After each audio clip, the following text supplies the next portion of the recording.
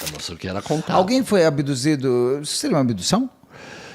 Não, porque a abdução tem que te levar, não é Eu isso? acho que a abdução tem que te levar. Seria um contato aí, né? Contato terceiro de grau. algum grau. Não terceiro, enfim, segundo. Você tem gente assim que ele chegou e pegou casais ou famílias inteiras, sim. fez com várias pessoas ao mesmo Sim, tempo? com várias pessoas. Tem um relato de um casal depois lá na ilha do Mosqueiro, bem na Bahia ali do Pará, de Belém, que foi atacada uma família inteira, né? E vizinhos e tudo mais, vizinhos presenciaram, porque essa altura do campeonato também, as pessoas já estavam tão apavoradas que elas estavam amontoadas em casas à noite. Se eles venciam até teto. E toda a atividade desses povoados, atividade econômica, mudou, porque são povoados que viviam de pesca. Então, pesca noturna, né, que eles fazem as pescas. Então, o pessoal parou de sair para pesca. Eles começaram a viver de farinha e feijão. Porque eles não queriam mais sair para pescar e para trazer o peixe, coisa e tal. De tamanho medo. Então, eles começaram a se reunir, como eu falei, né? Na casa de alguém, num grupo escolar, tudo. E ali eles continuaram a ser abordados. Então, mas você não impediu da luz chegar. Não. Você até me facilita. Se tiver todo mundo junto, já pega uma vez. Há relatos de famílias sendo juntas todas. Tem gente que foi 2 vezes... Sabe assim, fui hoje, daí a luz me pegou de novo daqui 2 semanas. Eu não vi nenhum relato desses, mas o que se acredita é que até chegar na região de Vigia do Nazaré, pelo que se tem ideia, muita coisa aconteceu nesse caminho das luzes, que não foi relatado. Muitas pessoas foram atacadas e também, obviamente, muitas pessoas entraram no sensacionalismo para atrair para si uma certa importância e dar o relato delas. Nesse primeiro momento... Mas reais ou mentirosos? Uma coisa é eu aumentar o que eu vivi, outra coisa é inventar o que aconteceu comigo. Tem muita coisa que foi aumentada, né? Tem muita coisa que foi aumentada no relato.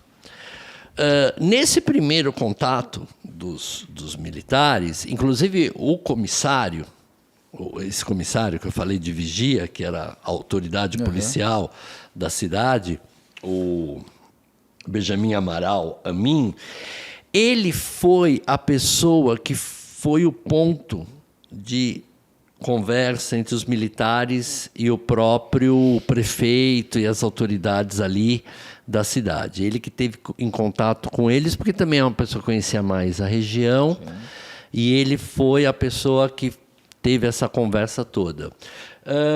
Isso era um assunto de segurança nacional, tá? Sigilo mas não máximo. Tinha, assim, até então, ninguém sabia. Nem o jornal, São Paulo estava dando. Não se chamava ainda Operação Prato, nada disso. Não se sabia nada disso. Não sabia era nada o vampiro disso. Lá. E tem o relato desses primeiros, né? Que às 5 horas da manhã do determinado dia foi acompanhado uma luz. Depois, o testemunho do prefeito com a população desse movimento de luzes, acompanhado de um blackout no vilarejo de Vigia do Nazaré, entendeu? E o desenho de várias pessoas que viram essas luzes. Eles apresentaram isso tudo para essa primeira comissão. Nessa primeira comissão que foi... Bom, então, cidade pequena, povoado, muitos viram.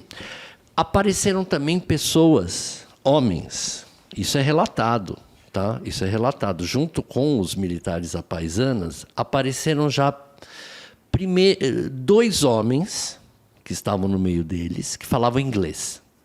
Isso é relatado claramente por alguns moradores. Não 2 homens dos militares, 2 homens que estavam ali. 2 homens que vieram com eles e que falavam inglês o tempo todo. Com os militares, então seria uma zona 51 americana. Exatamente, ninguém sabe o que era, mas era claramente falando inglês, investigando tudo mais. E a presença também do A2, né, que é a 2ª seção do grupo de inteligência, né, que veio coordenada por um comandante que era o Camilo Tomás de Barros, que era da inteligência da aeronáutica. Estava também ali junto. Ok? O que acontece, o que as pessoas falam muito, o que os relatos trazem, é que conforme o exército começou a montar a campana,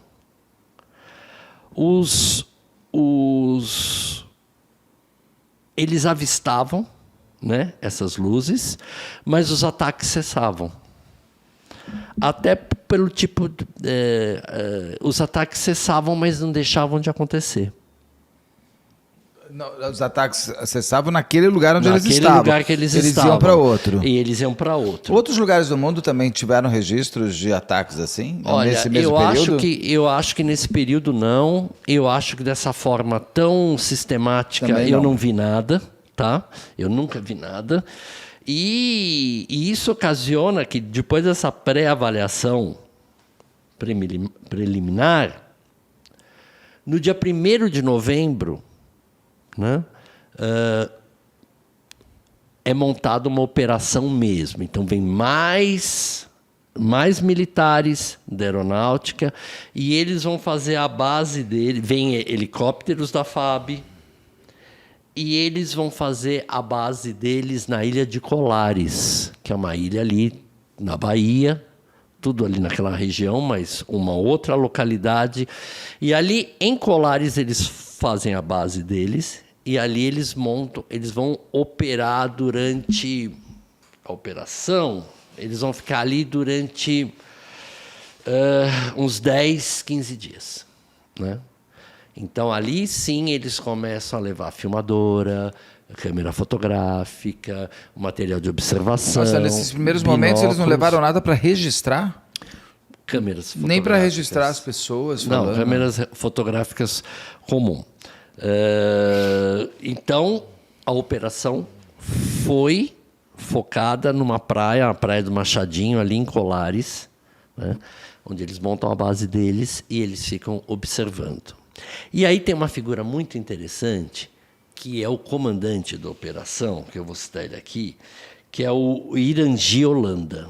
Esse cara é um cara-chave nessa operação. Ele era um militar de uma patente, não me lembro qual, da aeronáutica. Ele é destacado para ir lá justamente pela sua capacidade de isenção. Ele não era envolvido com nenhuma influência disso. Ele vai lá para entender o que era. Mas também não era cético.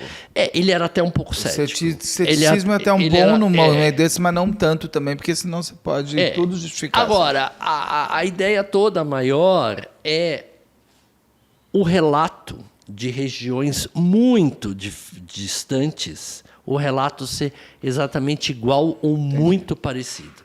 Isso é o que marca... Tudo ali entre Maranhão e Pará. Entre a fronteira do Maranhão e Pará. Acredita-se, hoje em dia, com as investigações... Que ainda existe? Continua? Sim, ainda se busca, até hoje, ainda se busca muito, tanto é que o podcast é atual e ele vai trazendo relatos da própria ufologia que se debruçou nisso.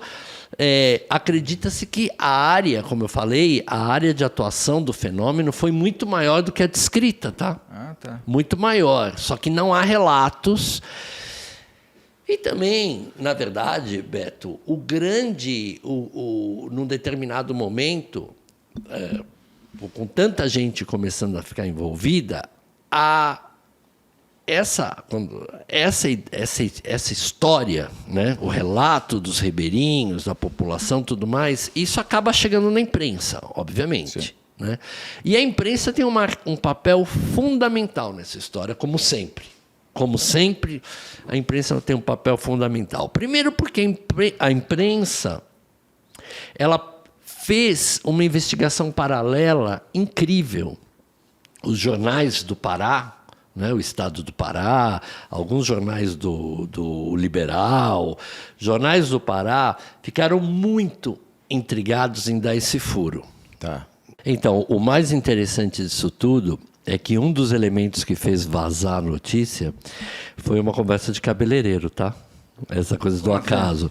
A esposa do a Vazar para a esposa do imprensa, coronel, porque isso já estava todo mundo lá. Sim, mas o que fez a notícia vazar parece um papo de cabeleireiro da esposa do coronel Camilo, soltou essa ideia e tinha a mulher de um repórter que já colheu isso, já levou para o marido já ficou ligado, já pegou e foi a campo, entendeu? E já percebeu que a cidade estava tendo maior zum, e ali começou, né?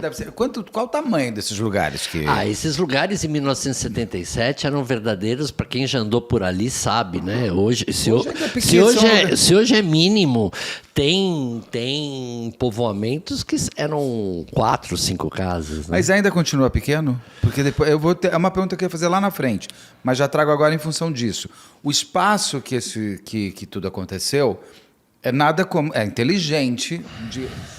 É óbvio que a pergunta que sempre se faz, por que o cara vem lá de onde e não vem para São Paulo? Porque é muito mais fácil, se eu quero fazer experimentos em um lugar que não tem tanta gente, que eu consigo controlar melhor o meu experimento do que eu descer no meio da Avenida Paulista, que vai se causar um caos claro. Né, ali no lugar. Se a ideia era ter algum tipo de captura, de estudo, de análise, de coleta, melhor você ir num lugar com pouca gente. Você tem que ir num lugar ermo, com pouca gente, onde você não corra risco. E que você chega aqui, tem uma... Você chega, faz e vai embora e ninguém vê, no dia seguinte você vê, então assim... No litoral, então eu consigo sumir pelo oceano também. E também você tem que ver o que é um... Sem luz, ali não devia ter luz. Se a ideia é... Sim, não tinha luz. Tinha luz elétrica de gerador até determinado horário. Fecha, então você ficava com aquele céu deslumbrante de estrelas...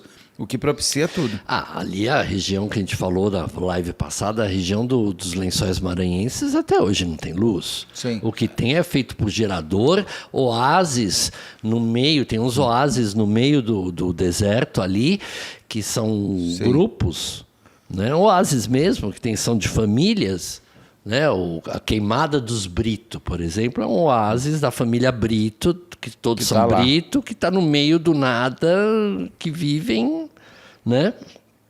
Hoje muito mais acessível e rota de turismo, mas em 77 a gente nem falava de Lençóis Maranhenses. Mas uma pergunta que eu ia te fazer ali.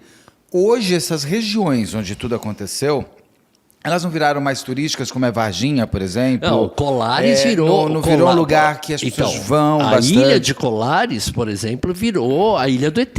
Né? Criou-se muito em volta disso, criou-se um ponto de observação como Varginha, se criou toda uma movimentação em cima desse fenômeno, e até hoje vão gente observar. E até hoje tem gente que vê coisa lá. Né? Eu fiquei até com vontade de ir. Porque diz que até hoje vocês... Até hoje tem movimentações estranhas. Se você tiver sorte, você consegue ver. Fenômenos. Até porque você me fala que foi de abril de 77 a 78. 78, sendo que a operação foi bem focada nos meses de novembro e dezembro. A operação militar, para se saber o que aconteceu. Exatamente. Então vamos voltando lá. Então as pessoas estavam ali naquela região, era tudo secreto. Tudo secretíssimo. Porque, para uma série de motivos, até porque, para não se levantar, inclusive, do ataque comunista pelo Brasil... E no salão de cabeleireiro é que se tem o vazamento. Isso. De que está tendo uma coisa com ETs. Com ETs, com fenômenos extraterrestres, que o exército estava sendo deslocado para lá, para observação, tudo mais. A imprensa faz um belíssimo trabalho investigativo, não é? Na figura de alguns jornalistas em especial. E esses jornalistas chegaram a ver as luzes? Sim, eles chegam a ver as luzes, eles chegam a entrevistar as pessoas, eles chegam eles têm é produzido um amplo material, tá? Fotográfico, de filme, Super 8 na época. Então você tem registros? Então, vamos chegar aí. Tá. A gente tem alguns registros. E nada de chamar de Operação Prato até ainda agora? Nada. Eu nem vou te fazer, você vai chegar na hora, porque eu fico imaginando esse momento ainda nada, do batismo. Tá tudo lá, tudo mais. Bom, o que acontece é que nessa... a imprensa tomou o rumo de uma investigação paralela e muito acurada e começa a, então, mandar para Belém essa notícia. Começa a sair nos jornais de Belém, e aí agora já vira um assunto maior, não é? E a região ali de Colares, ela foi uma região que foi muito afetada por esse fenômeno. Inclusive, as pessoas começaram a debandar de lá, com medo, né? Essa população mais simples, pescadores e tudo mais, começaram a ir embora de lá. E tem uma hora que é um relato muito interessante, a da médica do posto, do atendimento de saúde de lá, que é a doutora Avelaide Sezin, não é? A doutora Avelaide Sezin era uma médica da unidade de saúde de Colares, e ela chegou, inclusive, ela atendeu muita gente com essa queimadura. Mas foi fotografada essa queimadura? Foi fotografado. A pessoa hoje não tem nenhuma marca, mas existe registro do momento. Haviam esses registros, mas eles desapareceram, tá? Porque o que aconteceu... A quem interessa. Exatamente. O que aconteceu foi o seguinte, quando a coisa começou a tomar maior volume e o fenômeno começou a se mover pela costa em direção à cidade de Belém, começou a haver uma grande operação, a maior operação dentro da Operação Prato, foi a operação de ocultação. Como Varginha, como você me contou do ET de Varginha. Exatamente. A operação de ocultação, ela foi intensa. Primeiro, na imprensa. Porque você não pode esquecer que você ainda tinha sensores. Você tinha sensores nas edições, nas redações dos jornais. Ok? Então, os sensores atuavam. Você tinha a ocultação, e a partir daí a ocultação da própria imprensa de desmoralizar a fala de quem sofria isso. Então as pessoas mais simples, né, essas pessoas mais humildes, começaram a ficar com medo de falar, porque elas sofriam dois medos: o medo do fenômeno e o medo de serem vistas como malucas. Porque... Sim. Malucas, aí começou a vir uma teoria de histeria coletiva, aí começou a vir um papo de alucinação, de cachaça. Chegaram a falar de folclore, porque é uma região muito rica de folclore ali. De folclore, de relato folclórico.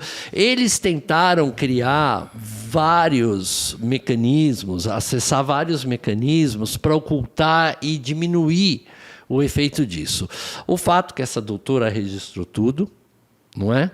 A doutora Avelaide. Está viva ainda, a doutora Adelaide, será? A doutora Avelaide, eu não sei se ela está viva hoje, mas ela esteve viva até ela deu o depoimento do Linha Direta, que foi feito Linha Direta sobre lá atrás, em 2005. Então tem o registro 2005 dela. Tem o registro dela falando, entendeu? Claramente, quem quiser assistir, vá lá, que é um resumo, né? O programa é um resumo, assim como o que a gente está falando aqui é um resumo, porque a investigação é muito, muito longa, muito mais do que eu imaginava, envolve muito mais coisa. Nesse mecanismo de ocultação, traz também a presença de agentes do Estado pedindo para que parassem de ser relatado, de ser divulgado essas informações, inclusive na própria comunidade, os prefeitos, a polícia local, teve um pedido formal que eles parassem de divulgar e dar voz e ouvido para esse tipo de fenômeno. É como se assim, se a gente não falar, não acontece? Exatamente. É aquela coisa, eu não faço exame para não saber o que, porque se eu descubro... Sim. Se você faz exame, que você descobre. Não, o que eu quero dizer, eu estou tentando fazer uma analogia do seguinte sentido. O fato de ser proibido de se falar não significava que as coisas parassem de acontecer. E não pararam. Eles mudavam de lugar com a presença do exército, mas continuava acontecendo. Havia muito relato. Inclusive, pessoas do exército foram pegas. Eles não devem ter contado, né? A gente não sabe. A gente Mas não sabe se eles pegando... foram pegos. Ou eles não permitiam ser pegos porque eles estavam armados, né? Então, se a coisa se aproximasse mais, eles tentavam... Mas se pega a qualquer momento, o cara está dormindo na barraca, vai lá e põe. Paraliso. Agora, isso tem uma questão muito grande. Parece que essa é uma questão que você está levantando muito interessante, porque ficou muito claro que havia uma inteligência por trás. Do quê? Da operação? Dessas luzes, desse fenômeno. Dos ETs. Que eles não iam, vamos lá, o militar lá, é uma pessoa, vamos pegar. Eles sabiam onde atuar. Tá. Em locais com muito agrupamento de pessoas, eles não iam. Né? Eles pegavam mais lugares isolados, ermos. Entendeu? Então, o que eu relatei aqui, até agora, a gente tem uma pré-operação, que foi do dia 20 de outubro até o dia 1º de novembro, que foi a ida esse primeiro grupo tinham 2 pessoas falando militar inglês. a paisana. Depois você tem a operação propriamente dita, que são 10 dias de novembro. Tá? Só isso? Só isso. E produziu um relatório que ouviu uma série de gente, ouviu o prefeito, recolheu, fez filmes, tudo mais. Foi o suficiente para eles desmontaram a operação. Por algum motivo, essa operação não foi desmontada perante aquilo. Aqueles militares que estavam envolvidos foram chamados de volta e desmobilizados. Só que o que aconteceu foi o que eles chamam de pós-operação, entre aspas. Porque esses militares, muitas dessas pessoas que acompanharam os repórteres que estavam e viram e tiveram esse material, ficaram extremamente impactados com aquilo. Então, eles continuaram indo para o lugar e ficaram ali, coletando mais relatos. Entendeu? Mas não divulgando, porque nem podia. Não divulgando ainda, mas de vez em quando saía alguma coisa na imprensa. De vez em quando eles conseguiam driblar alguma coisa. O Brasil já falava. Eu digo assim, a imprensa nacional já estava falando disso? Era bem local ainda. Era bem local. Ainda não, e com todo um descrédito ainda. Né? Com todo um descrédito. Então, você falou, histeria coletiva. Histeria coletiva, tudo mais. O fenômeno de ocultação, Beto, ele foi o maior investimento. O maior investimento, porque entrou o sistema de inteligência, o A2, o sistema de inteligência da aeronáutica, e entrou na questão também o Sistema Nacional de Informação, SNI. Né? A coisa tomou uma repercussão de segurança nacional. E a imprensa, as redações eram ameaçadas. Entendeu? Olha, você está falando, você está trazendo um tema de segurança nacional. Valendo lembrar que naquela época do AI-5, não é? Todo cidadão, era esse decreto, né? O ato institucional dizia que todo cidadão brasileiro é responsável pela segurança nacional. Então, era uma forma do Estado também pegar esse cidadão, de acordo com o que ele falava, o que ele agia, e ir em cima dele, né, com as leis, porque ele era um agente responsável pela ordem e a desordem. Tá. Ok? Então, em cima dessa lei de segurança nacional, também era ameaçado as redações, os redatores-chefes e tudo mais. Então, eles tiveram que se encolher nisso.